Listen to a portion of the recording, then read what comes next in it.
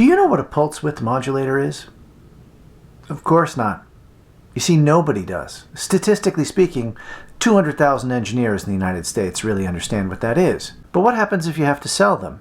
And not just to engineers and technical people, but also to the people that the engineer, the technical person, wants to get to sign the check for the purchase. What do you do?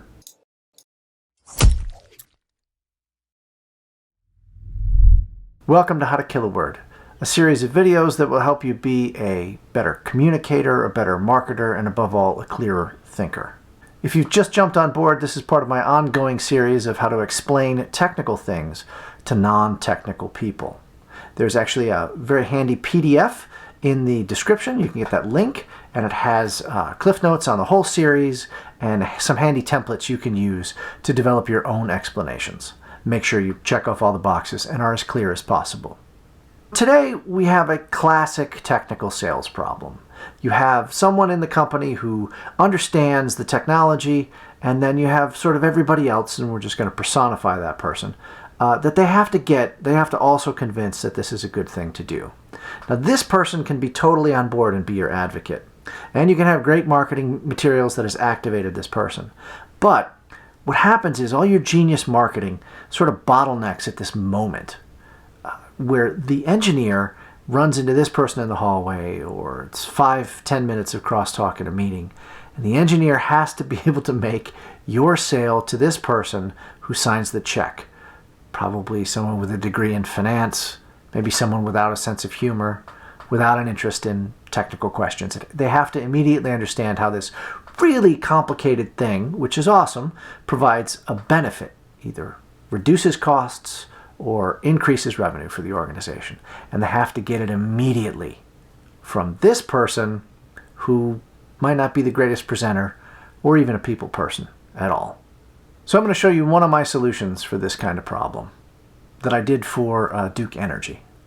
Now this assignment came in as a sales sheet for something called a variable frequency drive, which is actually a pulse width modulator, which is actually a motor controller. Now, if you don't know what any of those things are, that also illustrates the problem with technical sales and explanation, because as you delve into it, you try and make this clear, you are confronted with one term that you don't know, that is defined in terms of another term that you don't know, which is defined in terms of a third term that you still don't know. And this can cause great frustration for someone who's trying to make a simple video that's clear. People in my position, have been known to get so frustrated that they just throw up their hands and go off and get an electrical engineering degree and just change careers completely. But that's not what I did. To illustrate the difficulties, I'm going to read you a Wikipedia entry for variable frequency drives. The VFD controller is a solid-state power electronics conversion system consisting of 3 distinct subsystems: a rectifier, a bridge converter, a DC link, and an inverter. That's actually 4 distinct subsystems, but no matter.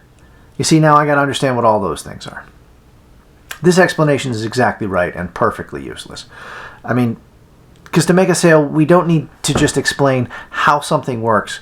We need to explain the benefit of what that thing does.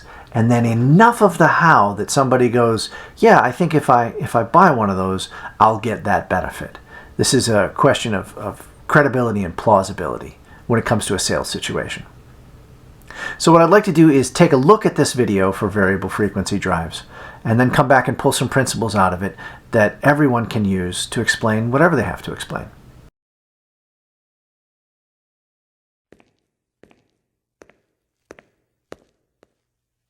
Hi!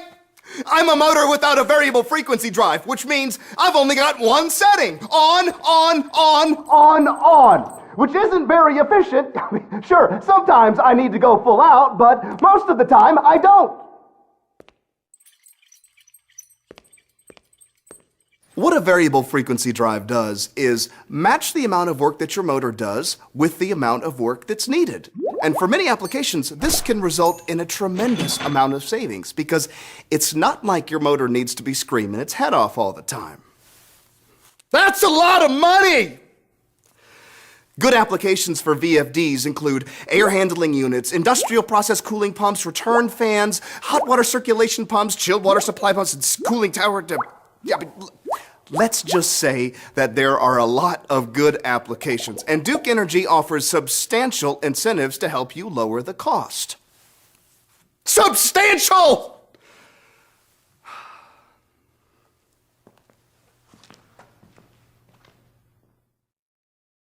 All right, so principle number 1 here.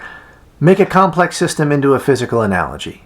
And the way I've done that in this video is I've got the guy yelling as an analogy for power consumption. And we can all understand that maybe yelling all the time is a bad idea for a whole host of reasons. And it's a demonstration of expending more energy than you need to expend. Number 2, make sure the benefit is very clear. We're solving a problem here, and the problem is too much money spent on electricity. There is a savings, there's a cost reduction to be had here. And the third thing is you've got to avoid the crushing boredom of technical subjects. As a writer, I believe there are no boring subjects, there are only boring writers. But what happens is when a technical person gets too deep into the minutia of what they're talking about, what they're excited about, without structuring it correctly or without connecting it to a benefit, without wrapping it in a story, then we all just kind of, glaze over and we're gone. We're off in space. So what I did here is I wrapped this in the story of a motor personified by the actor, right? So once upon a time there was a motor. Every day he yelled his head off until one day I got a VFD drive and he didn't have to do that. And then we link that very clearly, that expenditure of energy, to an expenditure on energy costs. Now, I wish I could tell you there was some great shortcut to making explainer videos like this, but it bottlenecks at one big problem, which is you actually have to take the time to deeply understand the thing you're trying to explain. There's just no way around it. Not everybody's wired like this. I am, other people are, maybe part right brain, part left brained, endlessly curious about things. But you really have to dive in and get through all of it so you can make it simple to someone else. The most important skill for this is not necessarily writing or videography or anything like that. It's learning. I mean, really, learning, I think, is the most important skill for any knowledge worker in the 21st century, because we have things change so fast and we have so many new things coming at us. So I will give you my best explanation/learning hack, which is if you're trying to understand something, give it some time. Then go find somebody who knows nothing about what you're talking about and try and explain it to them. I call it the grandmother test, but it could be anybody. Reasonably intelligent person who doesn't know what's up. And if you can explain it to them in a way that they understand it, then you know you've truly got it. And if you think about this as a learning hack, it makes sense, because what is learning other than trying to explain something to yourself that you don't already know? So that's what I've got for you today. All this information is encapsulated in a PDF that has some handy tools that will help you with your own explanations. I highly recommend you download it. Good luck and be clear out there.